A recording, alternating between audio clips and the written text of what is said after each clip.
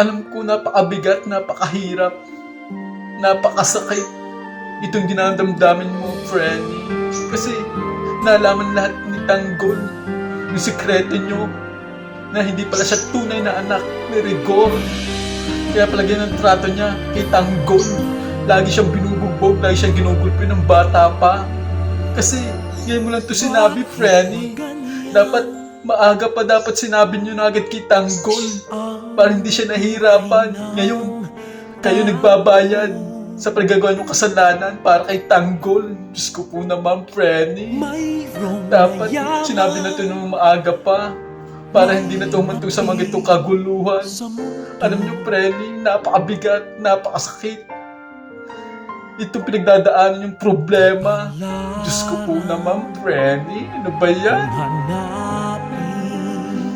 Pati si Tanggol nahihirapan sasaktan. Alam mo ang ginawa kay Rigor? Halos patayin niya. Bugbugin si Rigor sa pinagagawa niya kay Tanggol. Nung bata pa, ngayon, nasasaktan kayo para kay Tanggol. Kasi, hindi niya alam ni Tanggol, may tinatago pala ang sikreto na hindi pala siya tunay na ni Rigor. Kaloka kayo.